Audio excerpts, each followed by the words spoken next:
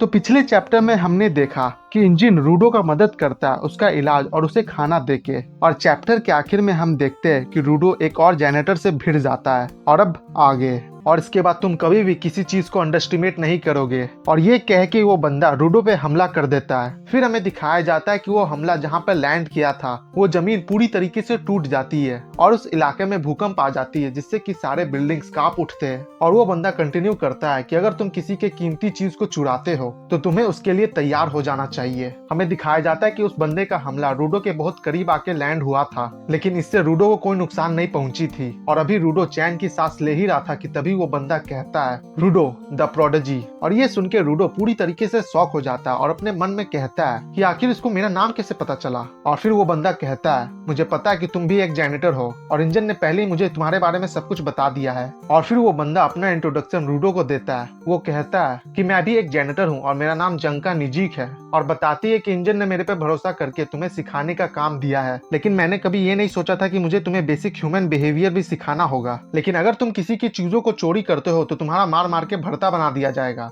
लेकिन यहाँ रूडो अपनी बात को समझाते हुए कहता है, नहीं, तुम गलत समझ रहे हो। मैं तो बस तुम्हारे छड़ी की मदद से उस बिल्ली को पकड़ना चाह रहा था जो कि मेरा पैसा लेके भाग रहा था। जिसपे कि वो बंदा फिर रूडो से कहता है, मैं देख सकता हूँ कि तुम्हारे पेरेंट्स ने तुम्हारी अच्छी परवरिश नहीं की है। और हमें दिखाया जाता है कि ये बात सुन के रूडो का खून खौल जाता है। और फिर रूडो अपने मन में सोचता है कि भले इसे मेरे और रेक्टो के बारे में नहीं पता है जिसने कि मुझे पाला पोसा है, तो तब भी ये ऐसी बातें कैसे कर सकता है। लेकिन फिर तभी रूडो को रेक्टो की एक बात याद आती है, जहाँ रेक्टो रूडो से कह रहा था कि अगर तुम चाहते हो कि लोग तुम्हारी बात सुने तो तुम्हें सबसे पहले समझौता करना होगा, और अगर तुम इतने आसानी से अपने गुस्से पे कंट्रोल खो दोगे तो चीवा भी तुमसे नफरत करने लगेगी। इसलिए तुम्हें समय लेके अपने दिमाग को शांत करना होगा ताकि लोग तुम्हारे फीलिंग्स को समझ पाए। और रेक्टो का ये बात याद करके रूडो अपने गुस्से को शांत कर लेता है और अपने मन में कहता है, दूसरे की फीलिंग्स, हाँ ये सही चीज है। ये बंदा मेरे पे गुस्सा हो गया क्योंकि इसे लगा कि मैं इसके कीमती सामान को इससे चोरी कर रहा हूँ। तो अगर मैं इसके जगह होता और मेरे ग्लव्स को भी कोई चोरी करने की कोशिश करता तो मैं भी इसी की तरह इतना गुस्सा होता।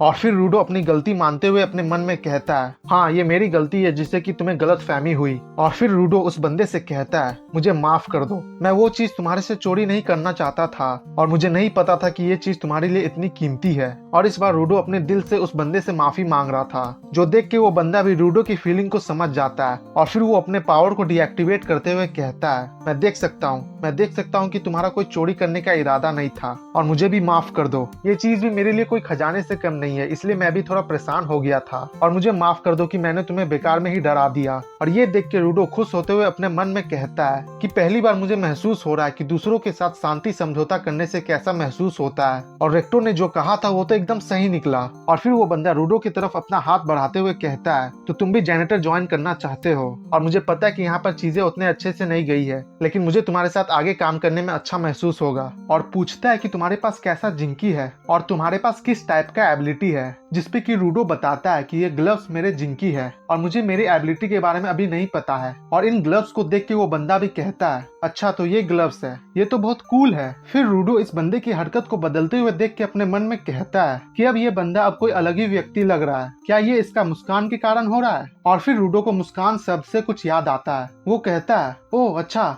मुझे अब याद आया, रेक्टो ने मुझे मेरी शक्ल को ठीक करने को कहा था और मैं अपने शक्ल पे मुस्कान लाके बहुत कुछ बदल सकता हूँ। लेकिन अभी वो बंदा बड़बड़ाते हुए रूडो से कह रहा था कि छोड़ो इन बातों को, मुझे नहीं लगता कि मुझे तुम्हें मेरी जिंकी के बारे में बताना होगा, क्योंकि मेरी जिंकी और कुछ नहीं बल्कि ये स्टिक है। और मुझे बहुत लोग ऐसे मिले जो मुझे इस चीज के लिए ताना दिए, लेकिन ये कोई आम स्टिक नहीं है, ये मेरा खजाना है। और रूडो यहाँ पर सोच रहा था कि क्या वो मुस्कुरा सकता है कि नहीं। वो कहता है, नहीं मैं ये कर सकता हूँ, मैंने ऊपर इसके लिए बहुत प्रैक्टिस किया था, अब तो मैं ठीक ठाक मुस्कुरा ही सकता हूँ। और फिर रूडो अपने में जोश भरते हुए कहता है, मैं ये कर सकता हूँ, मैं ये जरूर करके रहूंगा। फिर वो बंदा रूडो से पूछता है, चलो ठीक है, तुमने आखिर जैनेटर बनने का क्यों सोचा। जिसपे कि रूडो एक बहुत ही डरावना हंसी देते हुए कहता है कि मैं तुम लोगों की मदद इसलिए कर रहा हूँ ताकि मैं अपने लक्ष्य को पा सकूं। जो देख के वो बंदा पूरी तरीके से शांत हो जाता है और उल्टा ही रूडो पे चिल्लाते हुए कहता है कि आखिर तुम इस टाइप का चेहरा दिखा के मेरे साथ करना क्या चाहते हो? क्या तुम मेरे साथ मजाक कर रहे हो? जिसपे कि रूडो फिर उसे समझाते हुए कहता है मुझे समझ में नहीं आ रहा कि तुम मेरे पर गुस्सा क्यों हो रहे हो, और ऊपर से मैंने अपने चेहरे पे सबसे अच्छा मुस्कान लाने की कोशिश की।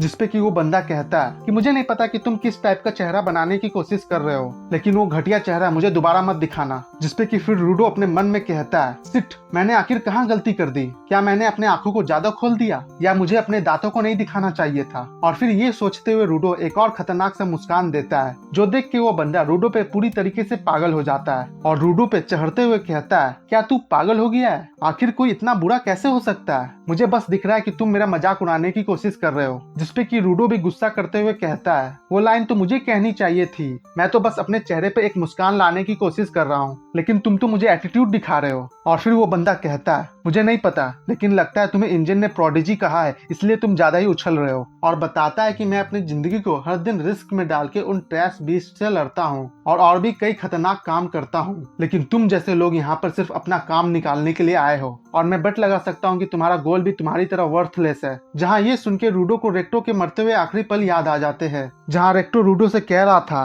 कि तुम्हें इस घटिया दुनिया को बदलना होगा, और ये याद करके रूडो भी अपने पे आ जाता है। वो गुस्से में कहता है अभी जस्ट तुमने क्या कहा कि मेरे गोल की कोई कीमत नहीं है? और सीरियस होते हुए कहता है कि मैं भी अपने गोल के लिए बहुत सीरियस हूँ और मैं उसके लिए अपना सब कुछ देने के लिए तैयार हूँ, और अब मुझे कभी अंडरस्टिमेट मत करना। जिसपे कि फिर वो बंदा भी अपने पावर को एक्टिवेट करते हुए कहता है कि मुझे पता था, मुझे तुमसे मिलते के साथ ही पता चल गया था कि मैं और तुम कभी एक साथ आगे नहीं जा सकते हैं। और फिर रूडो भी अपने पीछे वाले डस्टबिन से एक स्टिक उठाते हुए अपने जिंकी को एक्टिवेट करता है, और रूडो को अपनी पावर को एक्टिवेट करते हुए देख के वो बंदा पूरी तरीके से शॉक हो जाता है। वो कहता है वो ग्लव्स वही है तुम्हारी जिंकी, और वो रूडो की एबिलिटी को देख के पूरी तरीके से हैरान था, और रूडो भी अभी उस स्टिक को अपनी ताकत से ट्रांसफॉर्म करके लड़ने के लिए तैयार हो गया था। और ये देख के वो बंदा कहता है कि तुम अपने एबिलिटी से किसी भी चीज को छू के उसे जिंकी में तब्दील कर सकते हो, जो कि काबिलियत तारीफ है।